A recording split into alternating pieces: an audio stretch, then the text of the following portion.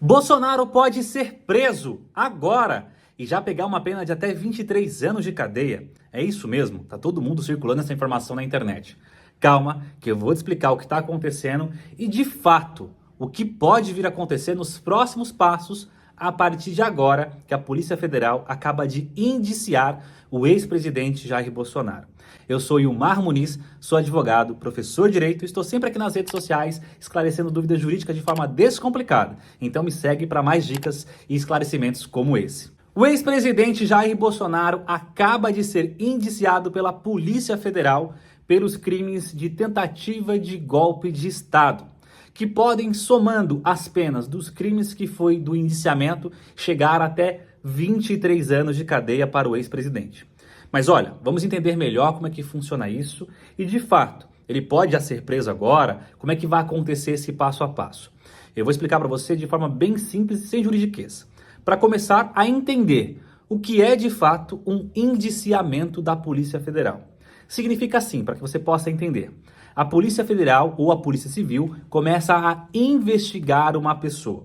Nessa investigação, a polícia tem que fazer uma conclusão, se ele acha que é ou não é crime aquilo que está sendo investigado e, principalmente, se aquelas pessoas que estão sendo investigadas cometeram ou não o crime. O delegado, entendendo na versão dele, no entendimento dele, que houve o crime e que aquelas pessoas cometeram aquele crime que está sendo investigado, indicia uma pessoa. Ou seja, fala assim para a justiça: investiguei e eu acredito que essa pessoa cometeu o crime com base nessas provas.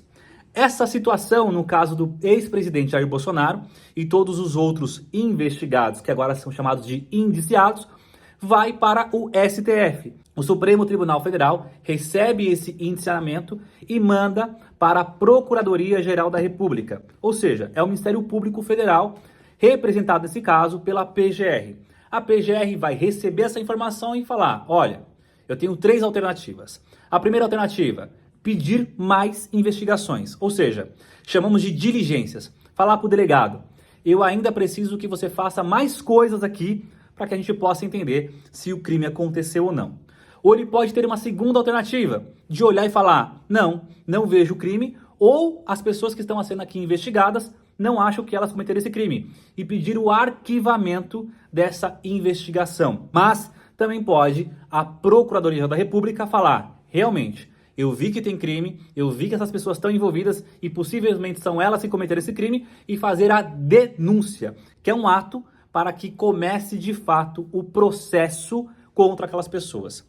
Feita a denúncia, que é uma espécie de pedido da PGR, o Supremo Tribunal Federal tem que receber essa denúncia, dizendo: ok, inicia-se um processo e agora a defesa tem prazo para se manifestar e se defender. E aí começa todo o processo penal para que possa ser juntado provas, todos os pedidos, todos os recursos e, dentro do processo, ter ou não uma condenação final. Então, a prisão, em exceção, pode acontecer antes de uma decisão do Supremo dizendo que não cabe mais recursos e que aquela pessoa está sendo condenada por aquele crime. Então, nesse caso do ex-presidente Jair Bolsonaro, nós temos que entender uma coisa: ainda tem muito processo pela frente e, nesse caso, pode demorar bastante tempo, incluindo para que possa ter uma eventual prisão do presidente. Mas a pergunta que muita gente faz: mas não pode acontecer uma prisão no meio do caminho? Essas prisões são chamadas de prisões cautelares, ou seja, tem que acontecer alguma coisa muito importante para que possa ter uma prisão antes mesmo de uma condenação. Por exemplo, começar os investigados a destruir provas, começar as pessoas que estão respondendo o processo a começarem a tentar fugir do país. São casos como esse, por exemplo, que podem gerar uma prisão cautelar, ou seja, prende-se enquanto dura o processo, mesmo sem ter uma condenação final.